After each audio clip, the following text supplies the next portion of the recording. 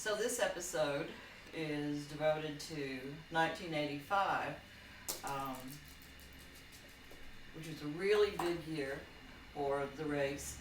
First of all, you'll see the photograph, the head photograph is of me and Valerie Silk standing at the top of the Richter Pass in February.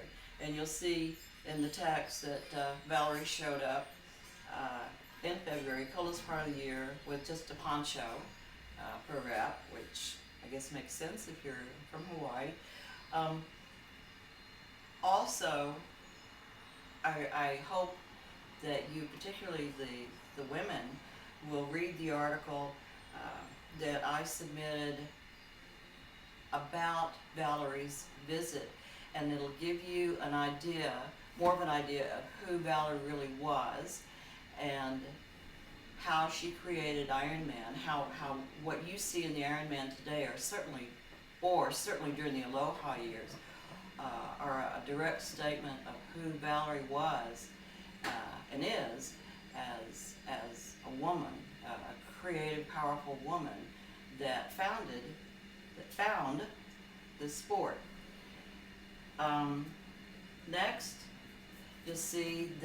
you'll read that Valerie loved what she saw in the Okanagan, and she began sending other people from her race organization in Hawaii to Canada to get to know us even better.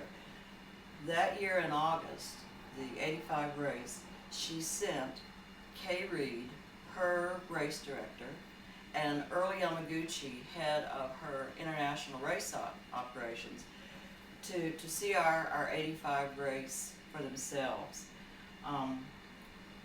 This is the race that is the 85 video that's already on the website that I'm getting so much good feedback. People love to see the 85 race. I'll talk about it again in a minute. But you see Kay at the finish line, and then the third part of the year that was so important is that I was invited to Kona to shadow Kay around for race week in anticipation of getting that Ironman license for Canada the following year. And you'll see a photograph of Commander John Collins and his wife Judy. That's in the race office at the Kona Surf Hotel. And also a picture of Kay Reed with Edson Soar, the oldest Ironman at the time. Edson was 72 when he first started racing. And other pictures of Valerie at the finish line, and I think some of me and my children. I took my children. I couldn't leave them. I'm too much of a mother still. I couldn't leave my children. So they went with me to my first visit to the Ironman.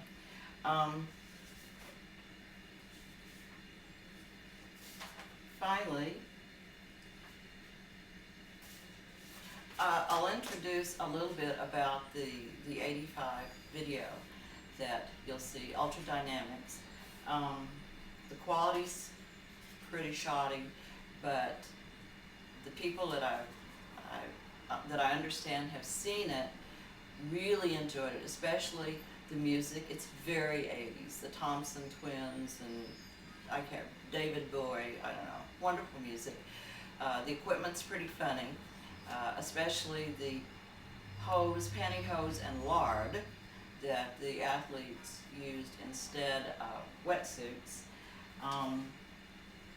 And something curious, at the end there's a wonderful piece of music that you'll hear played behind the credits. And we found out after we'd used this piece of music that Linda Mills' brother was actually the drummer for this piece of music by Luba, a Canadian artist that I still love. So that's 85. In 86, you'll see what happened when we really became an Ironman, a real Ironman this time. So enjoy.